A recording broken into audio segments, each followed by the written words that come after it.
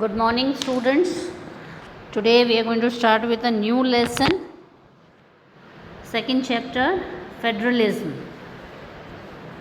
In the previous chapter we have studied about power sharing, how power sharing is done in different democracies, and now we'll study federalism. In the previous chapter we noted that various divisions of power among different levels of government is one of the major form of power sharing in modern democracies. तो हमने क्या समझा था last chapter में कि vertical division जो है वो मैक्सिमम कंट्रीज़ फॉलो करती हैं पावर शेयरिंग के लिए, यानी कि अलग अलग टायर्स होते हैं पावर के, ऊपर से नीचे तक पावर डिवाइडेड होके आता है. In this chapter we focus on this form of power sharing, और हम इसमें यही vertical division of power sharing को पढ़ेंगे.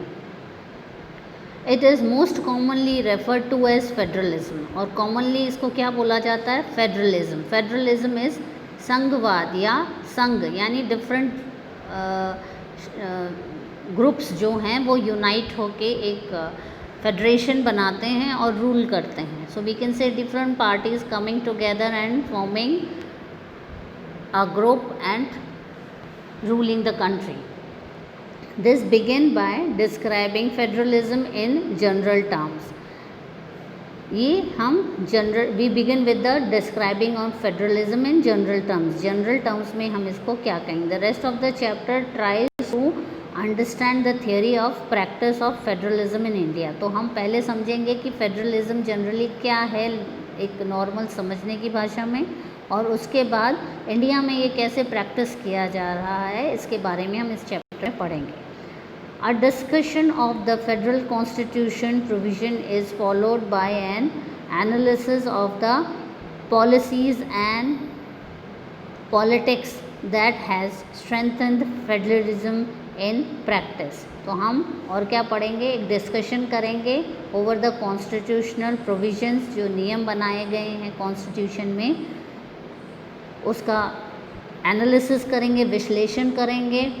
ऑफ द पॉलिसीज़, जो नीतियाँ बनाई गई हैं उसका, एंड पॉलिटिक्स, जो पॉलिटिक्स होती है, जो चलती है पॉलिटिक्स, पॉलिटिशियंस ही ये सारा काम करते हैं, करवाते हैं. तो हम इसको भी समझेंगे. दैट हैज़ स्ट्रेंथन फेडरलिज्म, और कैसे इन्होंने इन एस्पेक्ट्स ने, ये डिफरेंट पार्ट्स ने कैसे फेडरलिज्म को स्ट्रॉन्ग बनाया है इन प्रैक्टिस में ये स्ट्रॉन्ग कैसे बना. Towards the end of the chapter we turn to the local government, a new and third tier of the Indian federalism. और लास्ट में हम इस चैप्टर में समझेंगे लोकल गवर्नमेंट के बारे में, जो कि फेडरलिज्म का एक तीसरा टायर या लेवल कहा जा सकता है. So what is federalism? Let us get back to the contrast between Belgium and Sri Lanka. बिल्कुल ही विपरीत थे. कॉन्ट्रास्ट मतलब बिल्कुल ऑपोजिट. तो बेल्जियम एंड श्रीलंका का बिल्कुल ऑपोजिट तरह का एडमिनिस्ट्रेटिव सिस्टम था. That we saw in the last chapter. We would recall that one of the key changes made it in the constitution of Belgium was to reduce the power of the central government. Key change क्या था दोनों में? Belgium ने क्या किया था? Central government का power कम किया हुआ था. वहाँ पे जो रीजनल था उसमें पावर ज़्यादा था central government, and to give these powers to the regional governments. तो बेल्जियम में रीजनल गवर्नमेंट्स के पास ज़्यादा पावर था rather than the central government.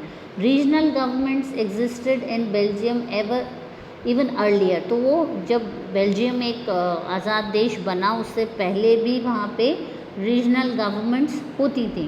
They had their role and part. उनका अपना अपना रोल प्ले करने के लिए जो भी था, जो भी उनको कार्य क्षेत्र थे उनके वो थे, और उनका पावर जो था कि वो कहाँ तक अपना पावर एग्जीक्यूट कर सकते हैं वो अलग अलग लेवल्स पे उनके पास में था. But all these powers were given to these governments and could be withdrawn by the central government. But क्या था? ये पावर्स तो उनको मिली हुई थी, पर सेंट्रल गवर्नमेंट कभी भी वो पावर उनसे वापस ले सकती थी.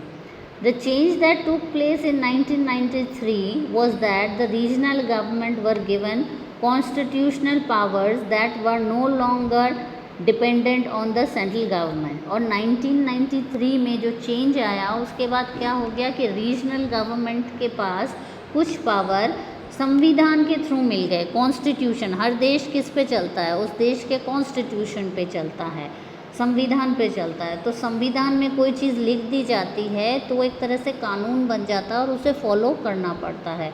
तो फिर ये जो चेंज आया था 1993 में, उसके अनुसार बेल्जियम की जो रीजनल गवर्नमेंट्स थी उनको कुछ ऐसे पावर्स दे दिए गए थे जिसके लिए कि उनको सेंट्रल गवर्नमेंट पे डिपेंड नहीं रहना पड़ेगा या आंसरेबल नहीं होना पड़ेगा, और वो सेंट्रल गवर्नमेंट कभी भी उनको विड्रॉ कर ले ऐसा हालात नहीं बनेंगे। कुछ पावर्स उनको परमानेंटली मिल गए थे। Thus Belgium shifted from a unitary to a federal form of government.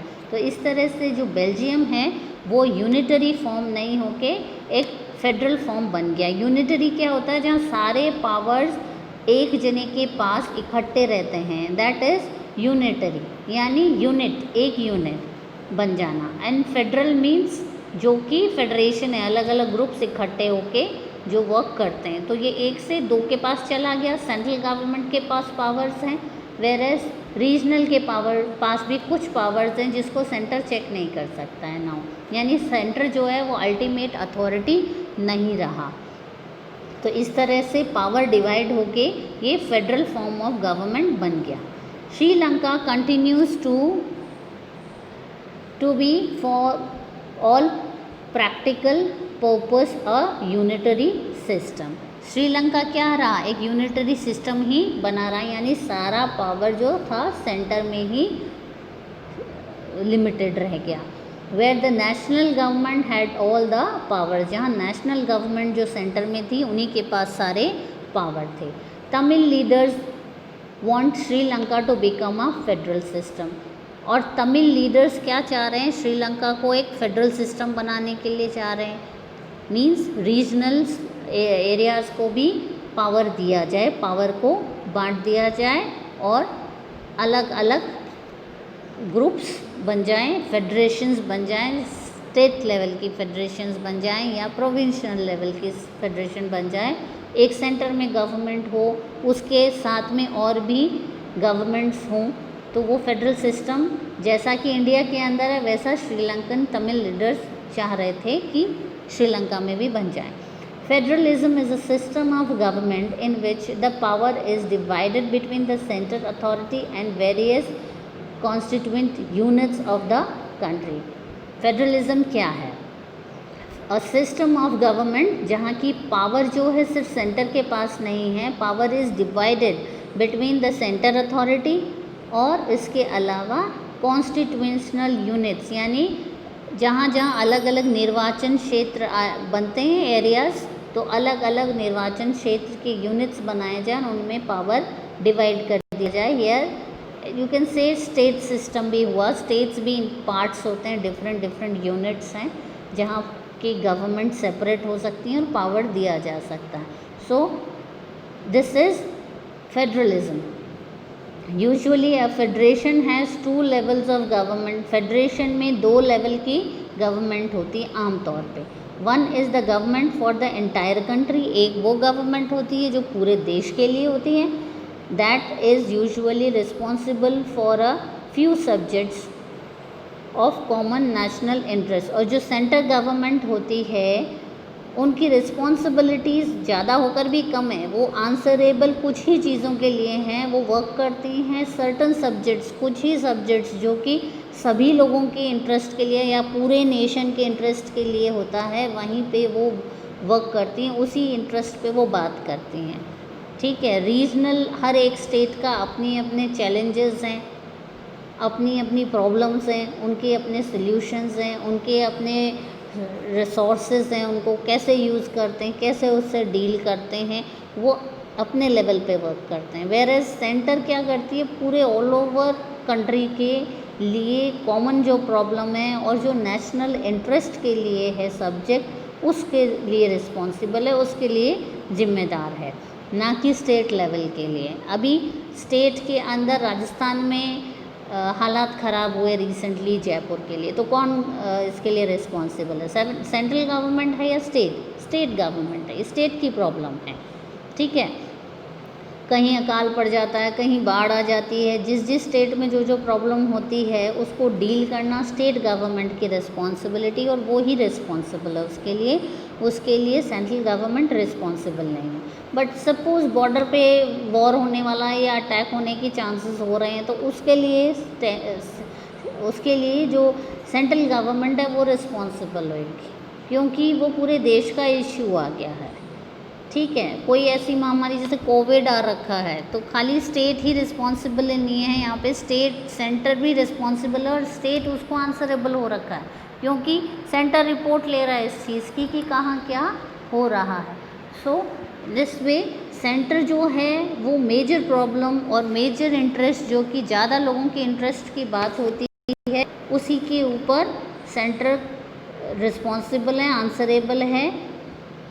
छोटी प्रॉब्लम्स के लिए नहीं होता है या रीजनल प्रॉब्लम्स के लिए नहीं होता है, उसके लिए प्रोविंशनल और स्टेट गवर्नमेंट रिस्पॉन्सिबल होती है। The others are the governments at the level of provinces और states that look after much of the day to day administration of their state. इस तरह से स्टेट के पास ज़्यादा वर्क होता है, डे टू डे वर्क जो है स्टेट के पास ज़्यादा होता है, और अपने स्टेट के और अपने प्रोविंस की जो प्रॉब्लम्स हैं वो प्रोविंशनल और स्टेट गवर्नमेंट अपने लेवल पे देखती है। Both these levels of government enjoy their power independent of the other. तो ये अपना अपना पावर इंडिपेंडेंटली इंजॉय करते हैं, ये एक दूसरे के अंदर हस्तक्षेप नहीं करते हैं। क्या करना है, सेंट्रल गवर्नमेंट अगर कुछ ज़्यादा प्रॉब्लम आ रही है तो सिर्फ इंस्ट्रक्शंस ही देगी स्टेट गवर्नमेंट को कि आप इस मैटर को देखें, पर वो उसमें इंटरफेयर नहीं कर सकती कि कैसे देखें, वो स्टेट गवर्नमेंट अपने आप करेगी। स्टेट गवर्नमेंट कोई प्रॉब्लम फेस कर रही है तो सेंटर से हेल्प मांग सकती है, पर वो आंसरेबल नहीं होएगी उनको, ठीक है।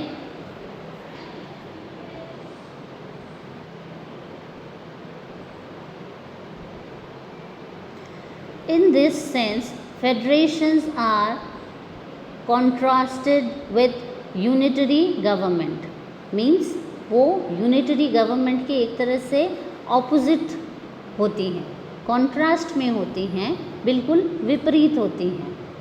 यूनिटरी क्या होती है? जो सिर्फ सेंट्रल तक सीमित है, या सेंट्रल तक सीमित नहीं, सॉरी, जो सेंट्रल में सारा पावर सीमित है, सारी हैंडलिंग सेंटर से है, एक ही पावर बॉडी है, एक ही गवर्नमेंट है जो पूरा देश चला रही है, then that is unitary government. तो ये फेडरेशंस जो होते हैं वो अपोजिशन में हुए, क्योंकि सेंटर में अलग हो गया और स्टेट लेवल पे अलग अलग कई हो गई, तो वो फेडरेशन हो गया। So India is a federation, क्योंकि यहाँ पे स्टेट वाइज बहुत सारी गवर्नमेंट्स हैं, सेंटर में एक गवर्नमेंट है और स्टेट वाइज बहुत सारी गवर्नमेंट्स हैं, so that is why it is a federation. Under the unitary system, either there is only one level of government or the sub-units are subordinate to the central government. अब unitary system क्या होता है? या तो वहाँ एक ही central government होती है, सोच लो इंडिया यूनिटरी सिस्टम में होता, अगर तो इंडिया के अंदर पूरे इंडिया में एक ही गवर्नमेंट होती, सेंट्रल गवर्नमेंट, स्टेट गवर्नमेंट होती ही ना, तो ये एक ही सिस्टम होता और वो यूनिटरी सिस्टम कहलाता। और अगर होती भी, जैसे बहुत बड़ा एरिया है, ठीक है, तो उसको डिवाइड करने के लिए पावर और नीचे दिया गया है, तो वो सबॉर्डिनेट ही रहेंगे, वो सब यूनिट्स कहलाएंगे, सबॉर्डिनेट कहलाएंगे, नीचे काम करने वाले कहलाएंगे टू द सेंट्रल गवर्नमेंट, और वो आंसरेबल होंगे, सेंट्रल गवर्नमेंट को जवाबदेही होएगी उनकी, वो इंडिपेंडेंटली कुछ नहीं कर सकते, वहाँ पे सेंट्रल गवर्नमेंट उनमें पूरा चेक रखेगी। तो ऐसा होता है सिस्टम, वो यूनिटरी सिस्टम होता है। The central government can pass on orders to the provincial और लोकल गवर्नमेंट। सेंट्रल गवर्नमेंट क्या कर सकती है? वो प्रोविंशनल और लोकल गवर्नमेंट्स को ऑर्डर पास कर सकती है, ये यूनिटरी सिस्टम में होता है। But in a federal system the central government cannot order the state government to do something, but जो फेडरल सिस्टम होता है वहाँ पे स्टेट गवर्नमेंट ऑर्डर नहीं दे सकती है, स्टेट गवर्नमेंट को सेंट्रल गवर्नमेंट कोई ऑर्डर नहीं दे सकती है। State government has powers of its own, state government के अपने पावर होते हैं, for which it is not answerable, जिसके लिए कि वो किसी के आगे आंसरेबल नहीं है, टू द सेंट्रल गवर्नमेंट, और सेंट्रल गवर्नमेंट के भी वो आंसरेबल नहीं है। Both these governments are separately answerable to the people, और ये अलग अलग तौर पे पीपल को आंसरेबल है, क्योंकि अगर स्टेट गवर्नमेंट ढंग से फंक्शन नहीं कर रही है तो इनकमिंग इलेक्शंस में लोग उस गवर्नमेंट को नहीं फॉर्म होने देंगे, तो दे आर आंसरेबल टू